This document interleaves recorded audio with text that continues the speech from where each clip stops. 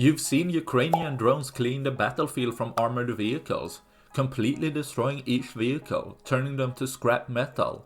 But sometimes Ukrainian drones stumble upon a more explosive target, like a pile of anti-tank mines just begging to be blown up. But while this isn't as common, even more rare is getting both of these in the same attack. Showing a drone targeting an MTLB armored fighting vehicle with high explosive dual-purpose grenade. While targeting it a few times, what's in the back of the MTLB is multiple anti-tank mines.